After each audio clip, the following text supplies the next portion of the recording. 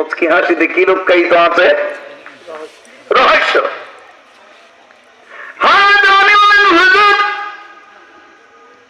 আপনি মুচকি হাসেন, আল্লাহ নবী ব্যাপারটা আমার কাছে একটু উদ্ঘাটন করেন নবীজি। আল্লাহ নবী বললেন, আলী রে, চাদর নিয়ে যখন বাজারে বিক্রি করা ছিল, একজন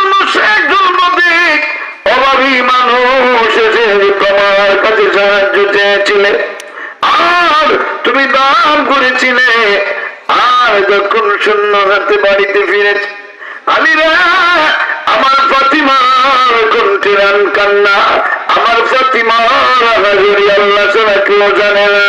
আল্লাহ রাব্বুল আলামিন এই বাড়িতে বসে, এই ঘরের মধ্যে বসে মুসল্লায় দাঁড়িয়ে গিয়েছে।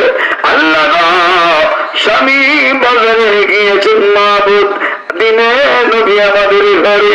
ও আল্লাহ, আমাদের ঘরে কোনো কিচ্ছু নাই, তোমার ধনভাণ্ডারের কোনো অভাব নাই। ও আল্লাহ, মেহেরবানি করে আমাদের ঘরে রিজিক পাঠিয়ে দাও।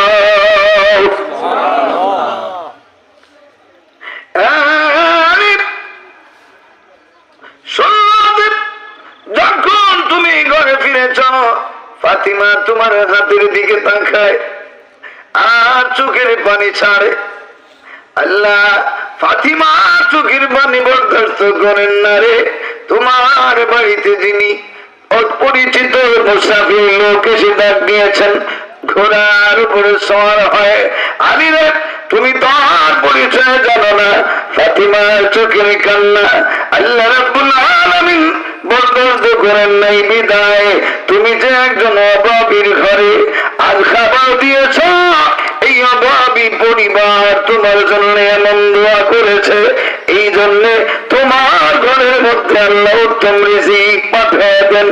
এমনিতে নয়, হযরত জিবরাইল তোমার বাড়িতে ঘোড়া নিয়ে এসেছিলেন।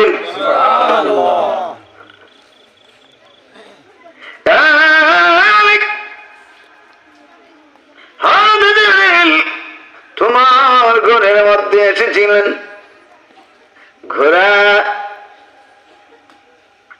যেই হাত দিয়া ধরেছিলেন তোমাকে বাজারে নিয়েছে। আলী রে, তুমি জানো না তুমি এই ঘোড়াটা কত দিরহাম দিয়া বিক্রি করেছ? তিনি বললেন, হুজুর 400 দিরহাম দিয়া। নবীজি মুচকি হাসেন। হযরত আলী বলেন, হুজুর ব্যাপার কি?